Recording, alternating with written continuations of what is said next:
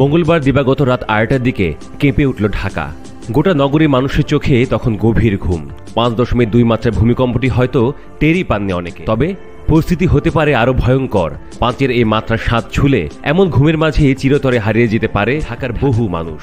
ক্রমাগত সেই আশঙ্কা ঘনীভূত হচ্ছে। বহুতল ভবনের দেয়াল একটু কাঁপিয়ে জানালার কাঁচে আঘাত হানা এই প্রাকৃতিক দুর্যোগ যেন বারবার বলে যাচ্ছে, আপনি কি প্রস্তুত? মধ্যরাতের এই ভূমিকম্পটিতে ক্ষয়ক্ষতির কোনো তথ্য নেই, কিন্তু আসল আতঙ্কটা তো এই কাঁপুনি নয়। আসল ভয়টা হলো বিশেষজ্ঞদের সতর্কবার্তা। তারা বলছেন এগুলো ফোরশক, এরপরে আসে ভয়াবহ মূল ভূমিকম্প। গত কয়েক মাসে বাংলাদেশি ভূমিকম্পের সংখ্যা বেড়ে গেছে কয়েক গুণ। বোর্ডের এক বিশেষজ্ঞের মতে একটা বড় ভূমিকম্প হবেই, সময়টা শুধু অজানা। বিশেষজ্ঞদের মতে গড়ে 150 বছর পর পর 7 মাত্রার ভূমিকম্প হয়। এ অঞ্চলে সবশেষ বড় ভূমিকম্প হয়েছিল 1930 সালে। এখন চলছে সেই সময়ের শেষ প্রান্ত। ভূমিকম্প হয়েই যাবে। ভয়টা ঢাকার, ভয়টা পুরন ঢাকার গা ঘেঁষাঘেঁষি ভবনের, যেখানে একটাই আগুন লাগলে আশপাশে 10টি ভবন ধসে পড়তে পারে। ভয়টা 72,000 ভবনের, যা একটি মাত্র ভূমিকম্পনে ধূলিসাৎ হয়ে যেতে পারে।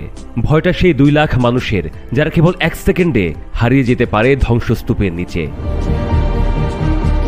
এই শহরের নিচে লুকিয়ে আছে ভয়ঙ্কর ফাটল, ডাউকি ফল্ট, সীতাকুণ্ড টেকনাফ ফল্ট। ঢাকার চারদিকেই ভূমিকম্পের উৎপত্তি স্থল। যে প্লেটগুলো নড়ছে হঠাৎই যদি ছাড়িয়ে যায় সেই চেপে ধরা শক্তি, তবে 8 মাত্রার ভূমিকম্প হলে এ শহর বাঁচবে তো? জাপানে, তুরস্কে, সিরিয়ায় ভূমিকম্প এসেছে হঠাৎ, কেড়ে নিয়েছে হাজার হাজার প্রাণ। আমরা কি প্রস্তুত? ঢাকায় কি খোলা জায়গা আছে উদ্ধার কাজের? স্ট্রাকচার কি ভূমিকম্প সহনীয়? ভবনগুলো কি তৈরি হয়েছে কোড মেনে, না কেবল লাভ দেখে? এই রাতে আপনি যখন ঘুমিয়ে পড়ছেন, মাটির নিচে শক্তি জমছে। আপনি জানেন না কবে কাঁপবে মাটি, কিন্তু মনে রাখুন, সতর্ক থাকা মানেই বেঁচে থাকার সম্ভাবনা। আগামী বড় ভূমিকম্প কেবল সময়ের অপেক্ষা।